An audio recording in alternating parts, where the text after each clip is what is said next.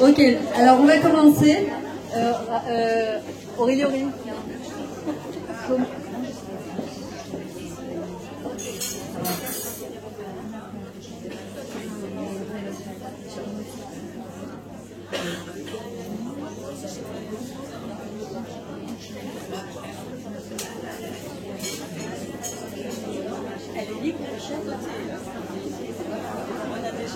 Ok. Alors le temps il est très court.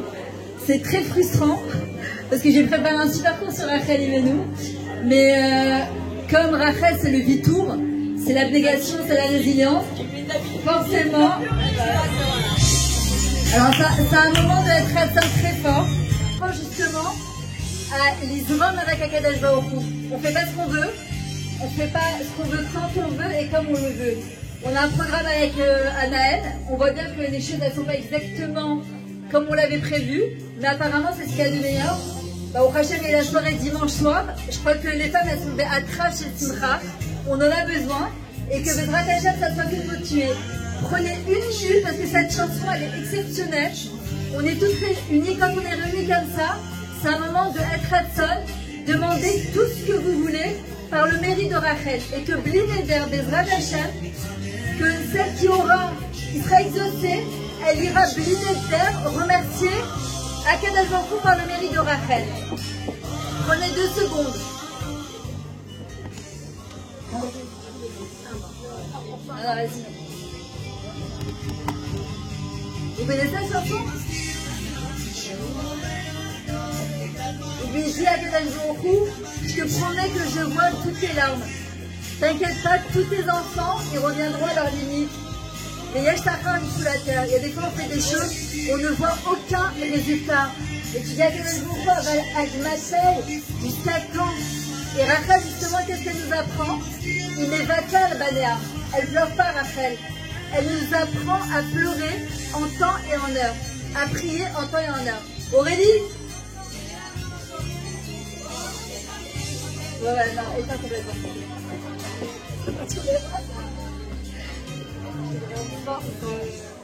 Ok. Rachel, elle nous apprend plusieurs choses. D'abord, il y a marqué Inevaka Banéa. Elle pleure pas.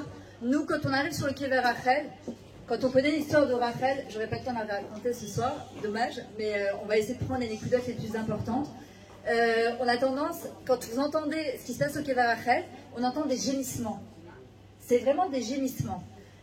On entend les femmes, c'est comme une kiat chauffard, quelque chose de très particulier. Mais en fait, Rachel, elle nous fait sortir ce qu'il y a en nous. Elle nous fait sortir notre potentiel. Elle nous rappelle une chose. Si j'avais pleuré en temps et en heure, exactement comme ma sœur Léa, c'est pas pleurer d'angoisse, c'est pas pleurer de rasra, c'est pas pleurer de stress. C'est pleurer pour demander à Kadosh Baruch Hu, avant la libre fois la Maka, ne pas attendre quand on est en problématique de demander à Kadosh Baruch Hu. C'est quand toutes les portes elles sont ouvertes, de demander à la chaîne que ça continue et qu'elle reste ouverte. Et quand on veut des choses pour nos enfants, nos petits-enfants, nos maris, notre parnassa, notre avodat Hashem, la Géoula, on n'attend pas d'être dans le problème pour demander. Léa, elle a tellement pleuré, qu'elle a tout eu la première. Et Rachel, il m'évaka le banéa. Quand on arrive sur le Kéver Rachel, on ne peut pas ne pas pleurer. Elle fait sortir de nous quelque chose d'incroyable et quelque chose d'exceptionnel. Mais quand on n'a pas la possibilité d'aller sur le Kéver Rachel, on peut aussi allumer une bougie pour Rachel et lui demander justement, par son srout, on s'adresse à Hachem, on ne s'adresse pas à Rachel puisque Rachel elle est morte, on demande par le mérite de Rachel, d'accord, son kohar, sa force de Vatranout. Alors c'est quoi la Vatranout? Je vais en parler ce soir parce que c'est quelque chose d'extrêmement important. Le vitour, d'accord, c'est quoi? C'est la résilience, c'est l'abnégation. D'abord, je remercie Akadosh Baruch Hu parce que ce que je suis en train de regarder, c'est juste exceptionnel. Je suis un peu juste frustrée parce que le Facebook ne marche pas, il n'y a pas de réseau. Le YouTube ne marche pas, il n'y a pas de réseau. Mais c'est comme ça. Pourquoi? J'en sais rien, mais c'est pas grave. Que Bezrat Hashem, on puisse refaire encore plein de soirées comme ça. Parce qu'il faut savoir que c'est par le mérite des femmes que le Ham Israël il sera sorti. Et par le mérite des femmes, dans la simcha. Et c'est pour ça qu'avec mon mari, je recommande ma le dire, on va y arriver, Bezrat Hashem. Myriam Koskas, il m'avait tout dit pour lui. D'accord, on va essayer d'organiser Bezrat Hashem encore plein de soirées comme ça pour vous faire kiffer. On a besoin de se détendre, on a besoin de simcha. Et quand on a de la simcha, alors la simcha elle monte jusqu'au Kissa Kavod et ça amène la Géoula. Ce qu'il vous a expliqué tout à l'heure, c'est que le 26, les Zrat Hashem au soir ici, on va commencer pour être passé par malheureusement un divorce et un remariage. Je comprends maintenant le côté d'une jeune fille qui ne s'est jamais mariée ou bien une femme qui est divorcée qui veut se remarier. Parfois, quand on n'est pas dans ce macabre-là, on ne peut pas le ressentir vraiment. Pour l'avoir vécu, on a décidé à deux d'organiser pour les jeunes, le 26 novembre, ça sera la première soirée Motzei Shabbat des Zrat Hashem, on vous le fera savoir. D'ailleurs, j'ai fait passer une feuille de papier. Vraiment, inscrivez bien vos numéros de téléphone et vos noms. Des rencontres entre jeunes filles et jeunes garçons. Dans la même salle, il y aura une table de filles, une table de garçons. De quoi? Des jeunes filles, des jeunes garçons, des femmes qui vont se remarier. Il y aura une interaction pour pouvoir faire des Zrat Hashem des mariages. C'est vraiment le but. C'est-à-dire qu'il donnera cours aux hommes, je donnerai cours aux femmes, en face, et ensuite, il y aura une interaction. Le but, c'est qu'il y ait des rencontres et qu'il y ait des mariages des Zrat Hashem. On doit... Quoi?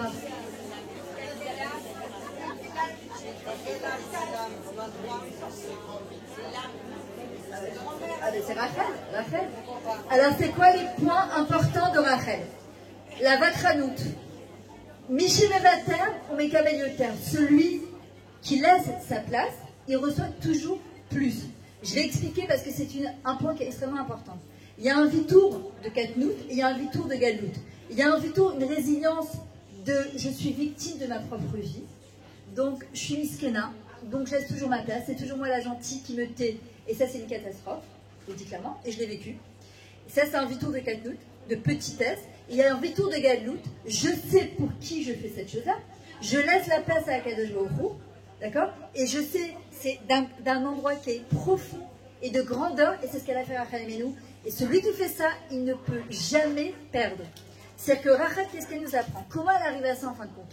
Elle dit à Akadosh Baruch Hu, au moment où elle est confrontée avec Léa et qu'elle doit laisser sa place, imaginez, vous êtes en robe de mariée, tu viens pour te marier avec ton mari, et elle prend sa robe et elle la donne à sa sœur parce qu'elle ne veut pas lui faire honte. Qui peut faire un truc pareil? Qui peut faire un truc pareil?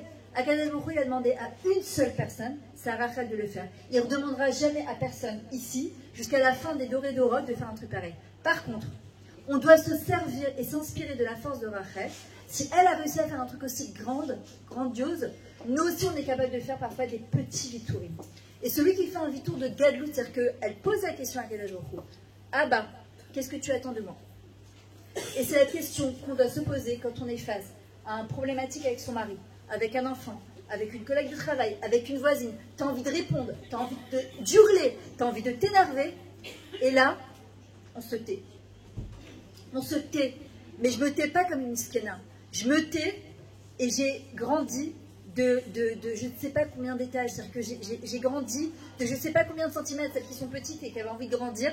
Et bien, c'est le moment. Mais on grandit, mais vous ne pouvez même pas vous imaginer. C'est tellement grand que quand chaque fois il y a une xéra sur le Ham Israël, il y a un décret sur le Ham Israël, Avraham, Yitzhak, Yaakov, ils viennent voir Akadosh Baruch Hu, il dit Avraham, Akedat Yitzhak. Hachem dit, je ne veux pas. Yitzhak, il dit, j'ai donné mon coup.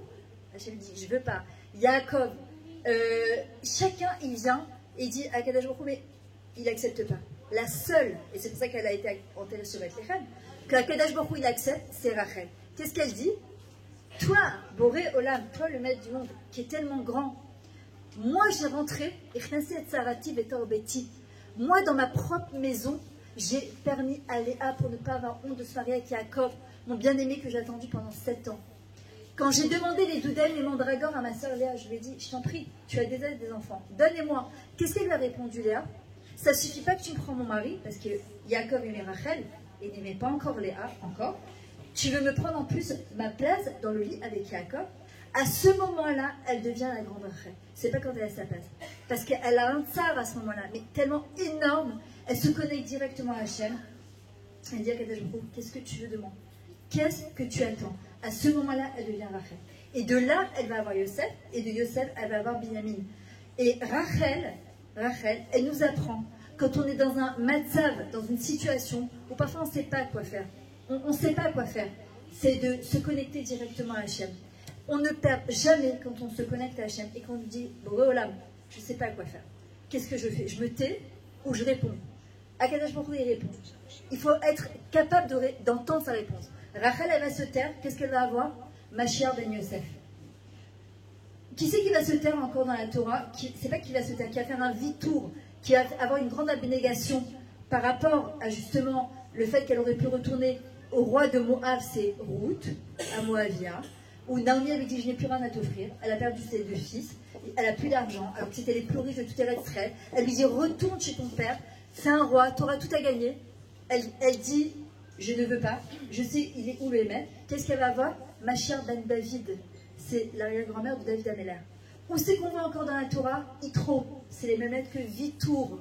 Yitro, Kohen Midian, il est grand.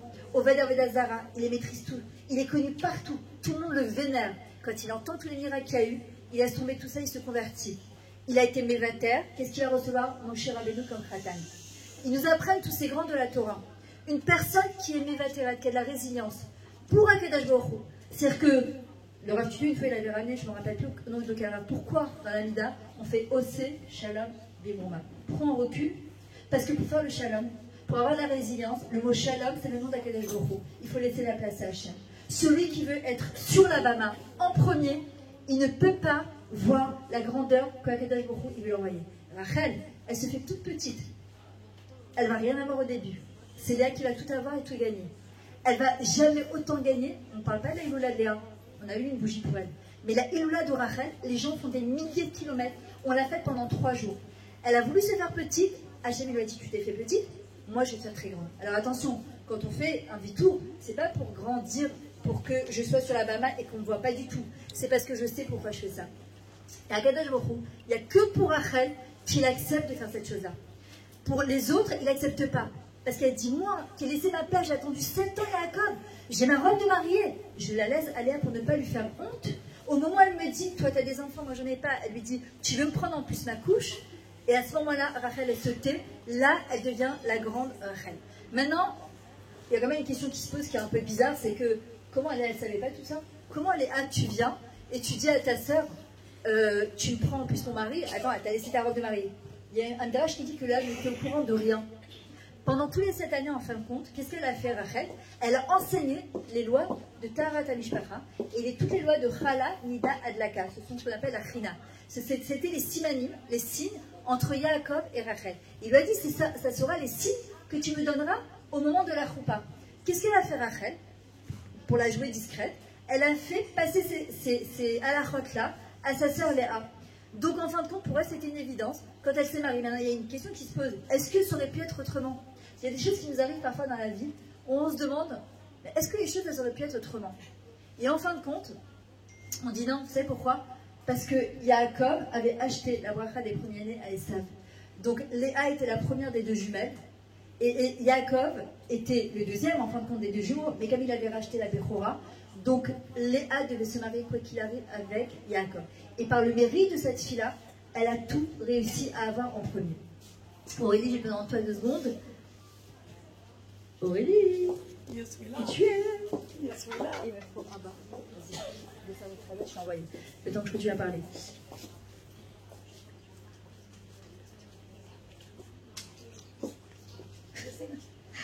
Alors.